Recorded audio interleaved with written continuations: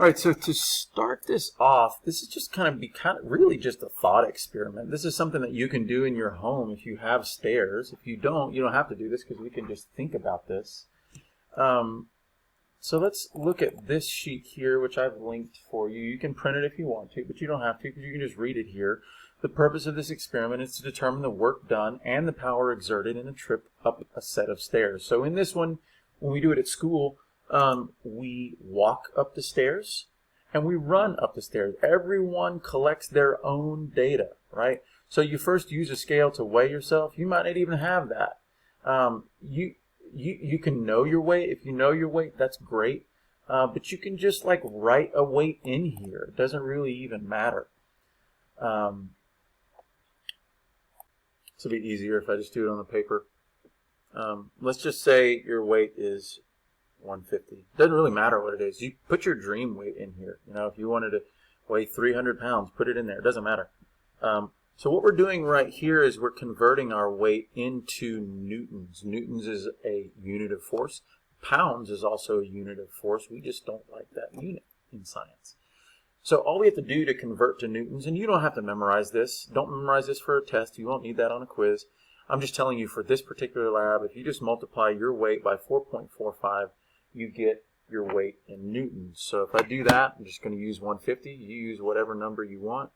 150 times 4.45 gives me 667.5. And yes, that's a big number. You might not want to give your weight in newtons. You might not want to tell someone you weigh 668 newtons. But you do. So the thing you need to know about going up the stairs is technically you are lifting yourself up the stairs, and the force required to lift anything is equal to the weight of that thing. So this is your weight. This is your FG. And that's the force that you have to exert to lift yourself up the stairs. Your weight, it says right here, your weight is equal to the force. Your weight is equal to the force your legs must exert to climb up one step. Now we would measure the height of one step in meters and multiply this by the number of steps. So let's say here's our steps right here, and let's just say that the height of one step right here was, and in meters, right? In meters, the height of one step is probably about 70 centimeters, which is 0.7 meters, right? And then we would multiply this by the number of steps. Let's say we climbed a stairwell 10 steps. 10 steps that we did. 0.7 times 10 is 7.0. I did that math on purpose because it's super simple. So let's say it's a 7-meter deal.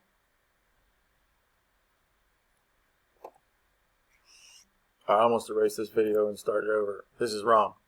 0.07 is a little closer. Actually, let's start this over because the height of one stair is probably about the width of this piece of paper right here, which is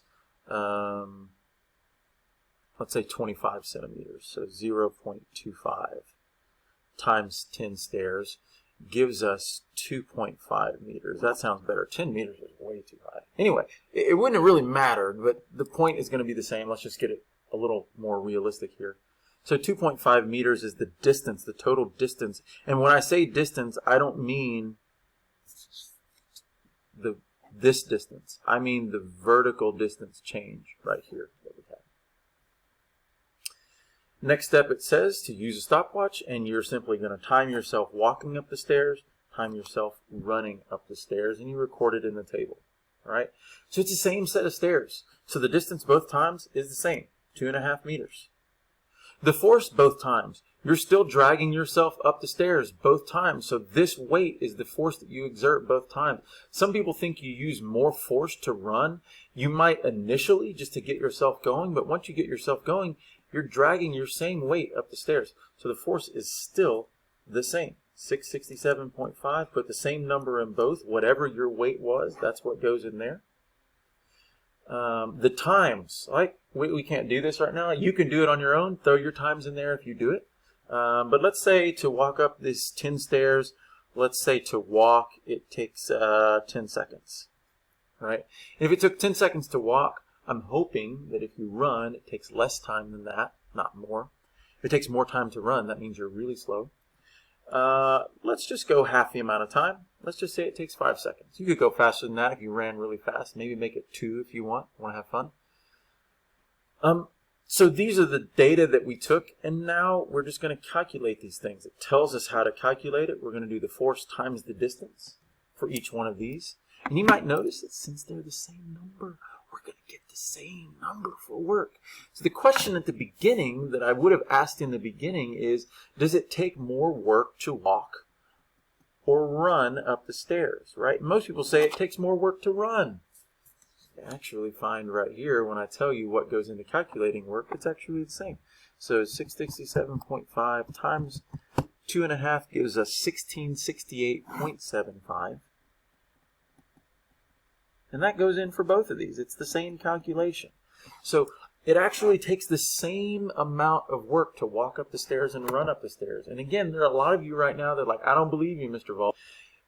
Now, it does take some more energy to do this, and it might tire you out some more. But this is physics, and remember that work and energy and power have some different definitions for us. And we're going to talk about those in the next video.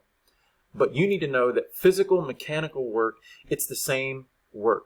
We ran the same distance, and to do that, we exerted the same force, so it has to be the same work implied. Now, power is not going to be the same, because to get the power, we do work divided by time. The work was the same, the power was not. So if we do 1668.75 divided by 10 divided by that time, we get 166.88-ish.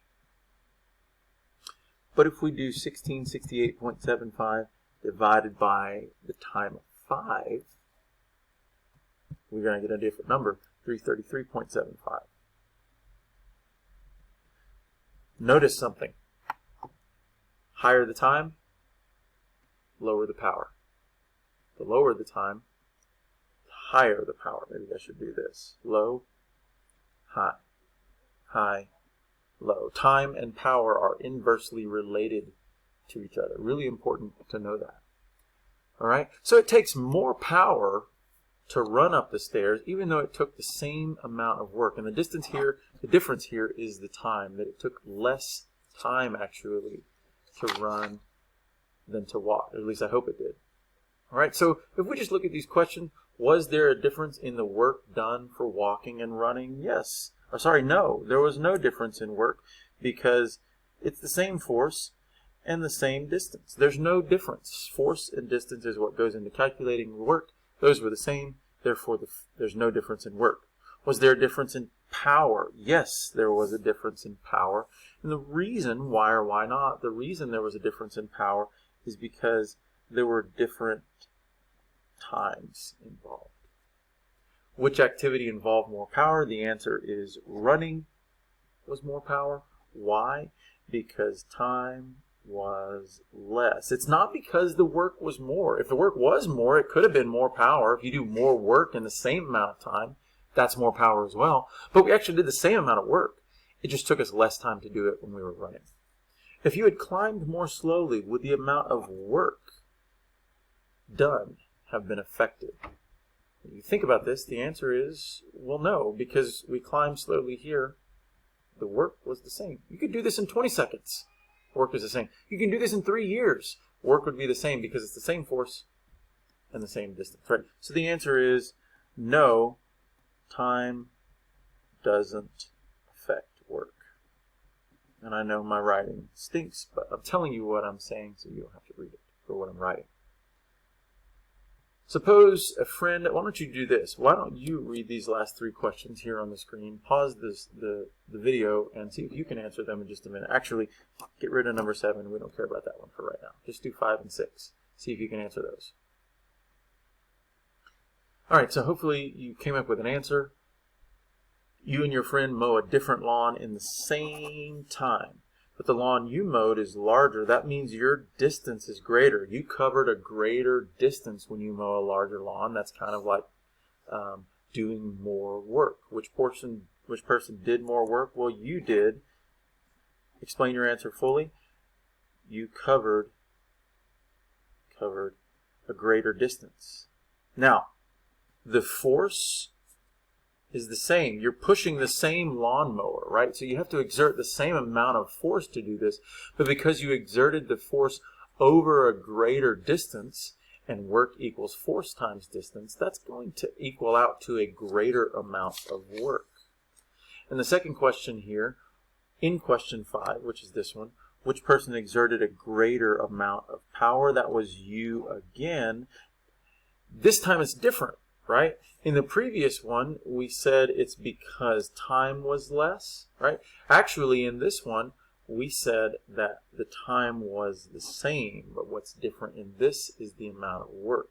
So you have greater power because you did more work in the same amount of time. If you do more work in the same time, that means you got greater power. So just a really simple example. This is called the People Power Lab.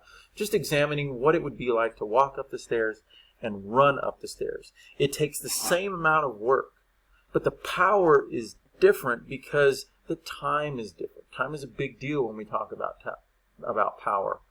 You did the same amount of work in less time, therefore the power is greater.